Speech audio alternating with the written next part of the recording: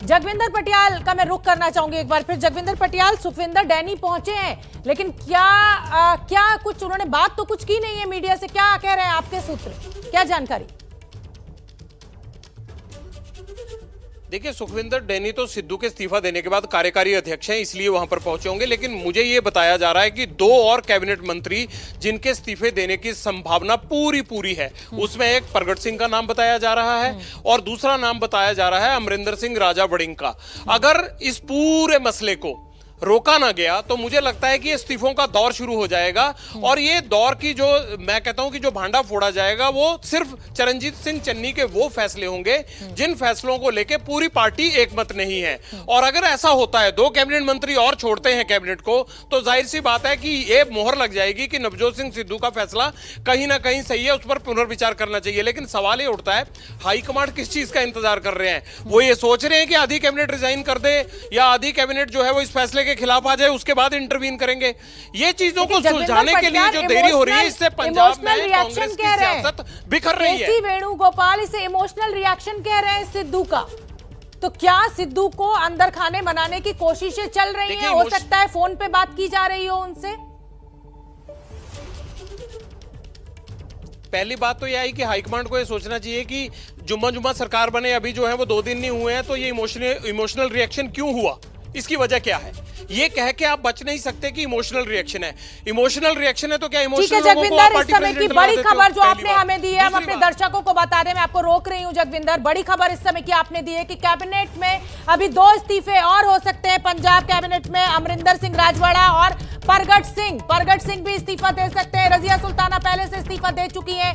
2 और कैबिनेट मंत्री अगर इस्तीफा दे देते हैं तो चरणजीत सिंह चन्नी के लिए कहीं ना कहीं राह बहुत मुश्किल होने वाली है। आशीष कुमार सिंह दिल्ली में मौजूद है।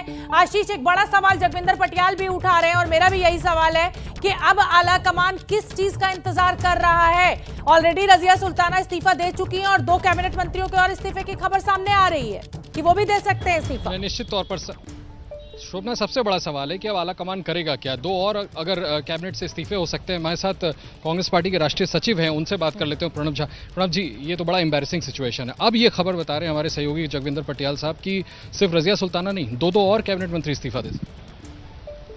मेरे ख्याल से आपके रिपोर्टर ने हमारे संगठन इंचार्ज से बात की, महासचिव से बात की, और उन्होंने कहा कि कई बार व्यक्ति आवेश में आकर कुछ फैसले कर लेता है और पार्टी एक परिवार की तरह होता है। अगर कोई सदस्य नाराज हो जाए और खास करके वो प्रदेश अध्यक्ष हो तो उनसे बात की जाती है।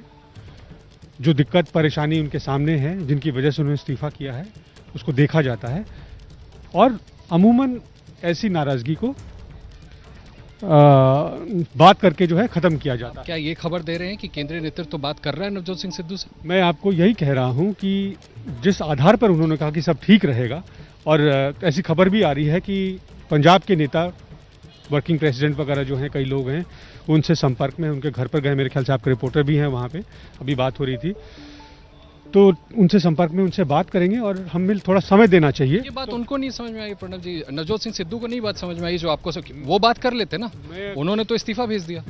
आशीष, मैं अगर मेरा नाम नवजोत सिद्धू होता तो मैं इस बात का जवाब जरूर देता।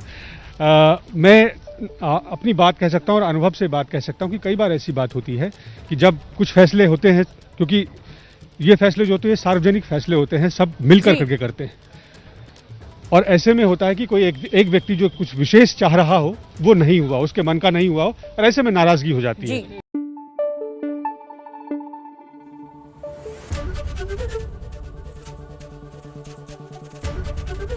एबीपी न्यूज आपको रखे आगे।